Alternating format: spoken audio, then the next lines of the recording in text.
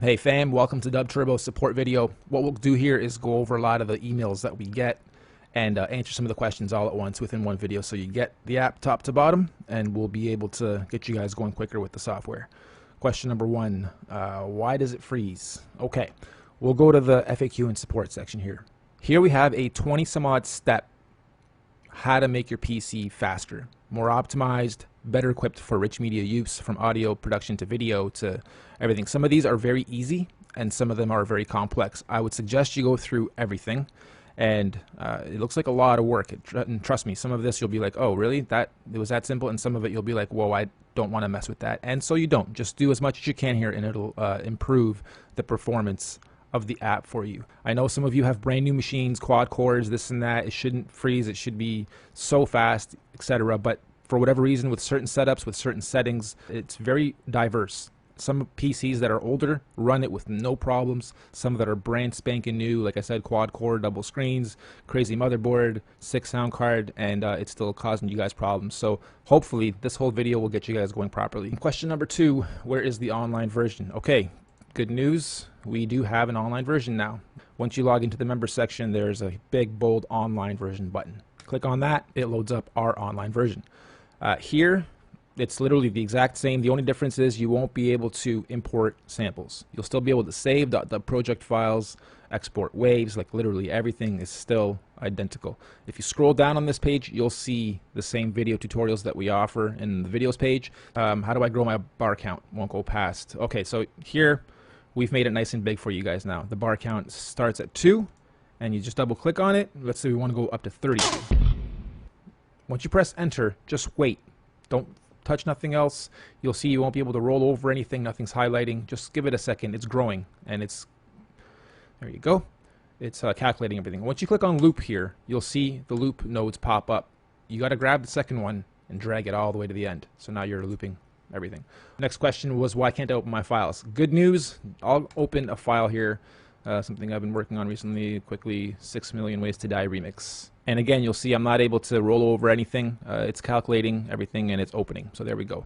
Give it a moment, it opens, loads all your files properly. Don't forget, I'm running the online version here, and I just opened up a file off of my local machine.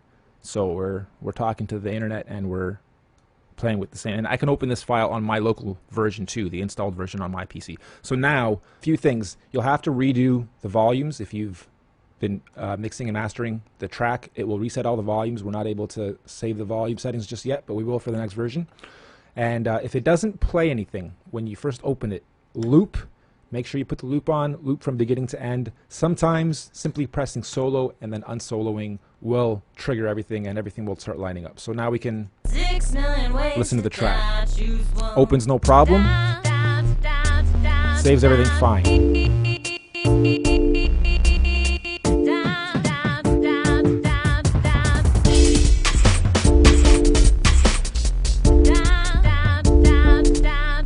Next question is, how do I start my first beat? Very broad question, but okay.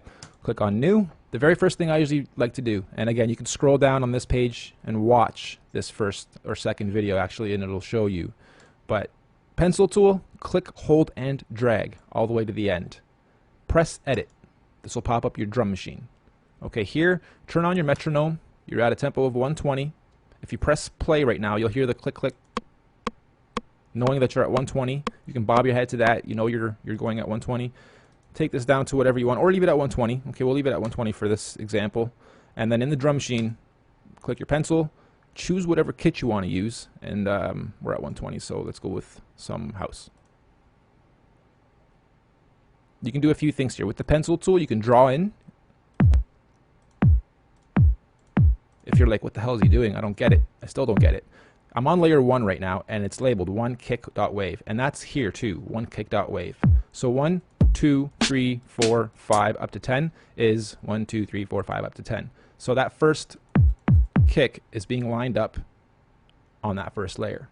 Now if I want to have number 5 is my little hi-hat. In between all those kicks, I want to have a little hi-hat, so I can go boom, tss, boom, tss, boom, tss, boom, tss, all the way through. Oops. Right click there by accident. If I screw up somewhere, click on my arrow, click, hold, and drag. If you notice that it's not aligned up with your mouse, it jumps backwards a little bit, don't worry, just drag it where you need to, let it go, it's fine. And that's it. That's how I made my first beat, just learning how the matrix works. And in between every one of these little boom, boom is three other little sounds, totaling 4. So you can have boom, tss, tss, boom, tss, tss, right? 4 between each little bump. And these are all measures. So when I say draw 2 in, you're like, I don't get how this matrix works. So if I just clicked on 1 without clicking, holding, and dragging, I just drew in 1 bar. And in that bar, there's 4 measures. See the fades? So when I click edit here, same thing, 1, 2, 3, 4 fades. Those are 4 measures. If I click, hold, and drag though, like I did on the first one, I'll see 8. And if you click edit, nothing happens. You have to click on the actual bar. You'll see it highlight, then you'll click edit, and then you'll be back in here.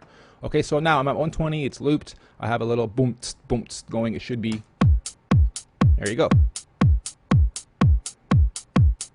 And click your metronome back off. You can now go down to your, that was on a drum layer. You can see here it's labeled drums, drums, drums, drums, then keys, keys, keys, keys, then empty.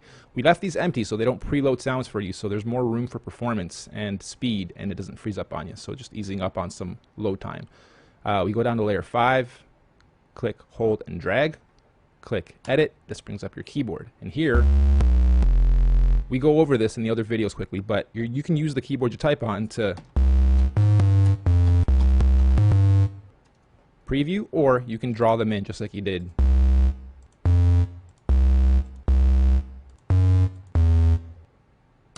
with your drums. Very simple, very cheesy, but just to give you guys. Next question. Why are some sounds so loud? Can I double them? Good question. Yes, unfortunately that does happen, and I'll give you an example. Go back in here. If I went like this and I have 2, you'll notice it's twice as loud now on that first kick. Watch. It's hard to tell me, but it is. Watch the loop. If I have 3, 4, it's now going to just trash my speakers. Okay, can't do that. Make sure you only have 1 on each piece. And you can check, if you have 2 on there, you can check by just dragging that first one over and seeing if there's something underneath it, and there is. So just get rid of it. Okay? Some sounds are also extremely loud and long and will freeze up your machine. For instance, we'll go back into this. Click on my guy, click edit, and right now we're on ARP. If we click P, that brings up our panels. And in here, if I choose like a very, let's see, what can I use? Long holds, good example. So some of these are very long sounds. It's like 4 seconds almost. If I fill this up, that is so much data being called, and all these are so long, 4 seconds each. It's going to turn into mud, and it will freeze the machine probably.